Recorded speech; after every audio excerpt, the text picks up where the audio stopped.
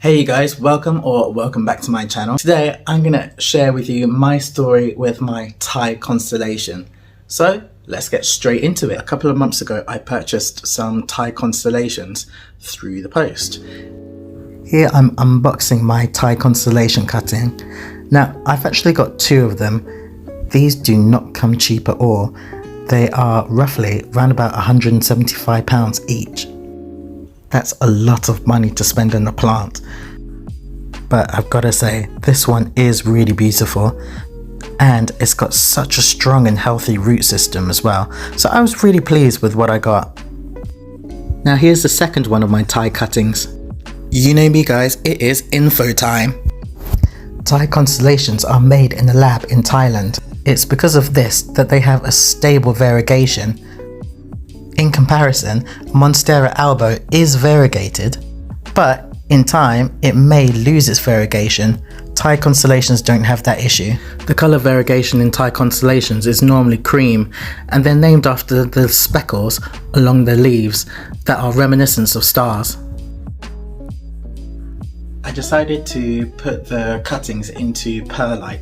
So I just got one of my ratchet containers and then placed the cuttings into the containers, filled it up with some perlite, some water with some Superthrive, and fill it up about an inch or so and just leave it, and then every week or 2 weeks top it up. If you want to see a full-on video about how to propagate in perlite, just let me know in the comments below and I'll be happy to make another video for you.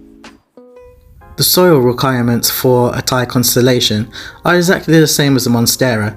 You need something that's going to be well draining and very light and airy.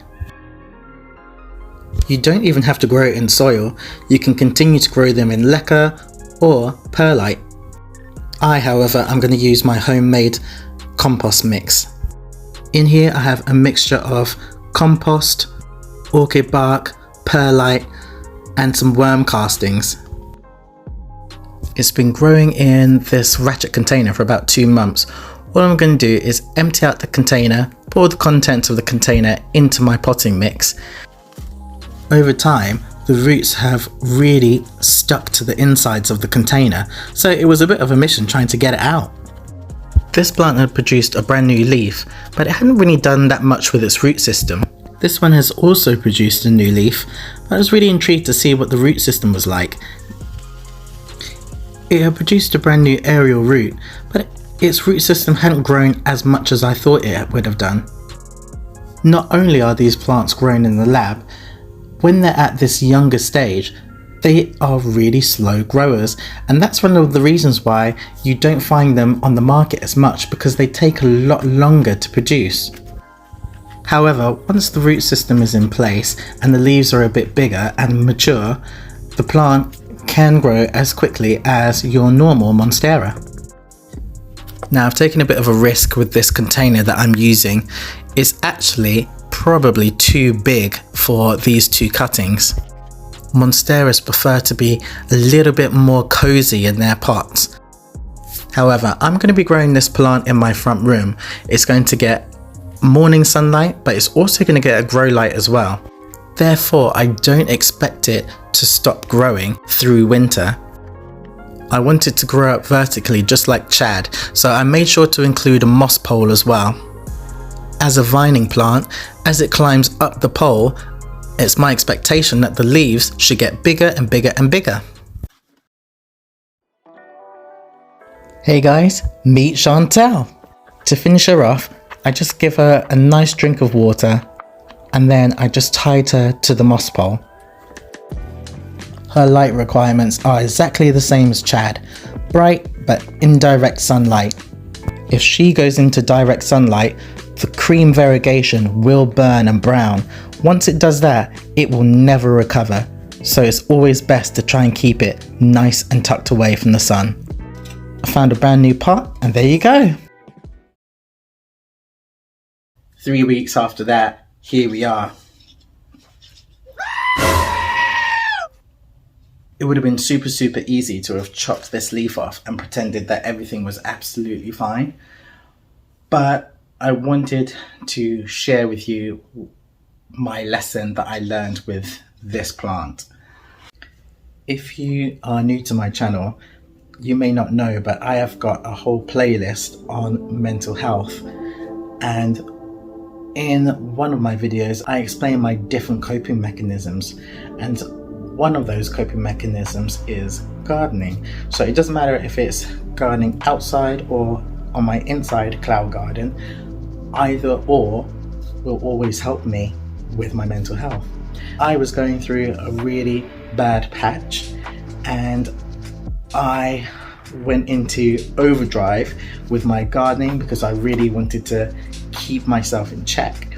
And what I was doing was I was constantly trimming and pruning, and essentially when it came to this plant, it's overwatering. So we've switched from perlite to a compost mix.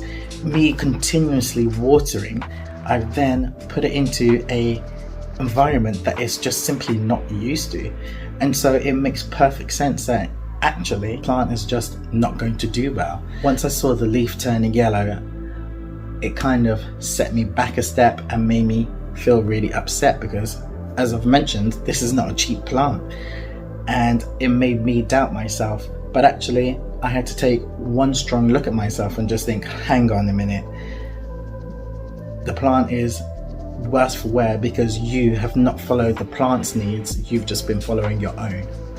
I tell you guys this all the time when it comes to watering your plants, and this is just an example of me not following my own advice. But I really wanted to share this lesson with you guys, and also just be 100% real, because like I said on some of my other videos, I don't want people to watch my videos and think, oh, my collection isn't this good, this, that and the other. No, I want to be 100% transparent and keep it 100% real. Now that I've shared the tea with you, I feel that now I can actually cut this leaf off. So here we go.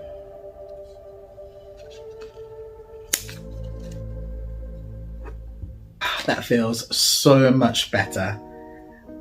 Now Chantel is producing 2 new leaves, so I'm really happy about that. It means that, you know, she may have gone through her own hardships, but she's still growing, so I'm really pleased with that. Let's just take a little closer look at some of the variegation on her leaves. Absolutely stunning. Quite recently I made a YouTube video on my most expensive plant haul video, and on that video I said if we got to 100 likes I will do a complete houseplant tour. It's almost at something like 85 likes now, so if you haven't watched that video, go watch that one and give it a like, and I will do a full houseplant tour video, and it is going to be warts and all. I will show you all my busted plants, because I think it's really important that rather than being in this Instagram mindset that everything has to be perfect, actually the reality is a lot of us, even people who make videos on YouTube, have got some busted plants. So I don't want to be adding to that. I want to show you a real houseplant tour. So go and check out that video if you haven't already and give it a like. Don't forget to subscribe to this channel if you want to see more real houseplanty and balcony garden content. Hopefully I'll see you again soon. Bye!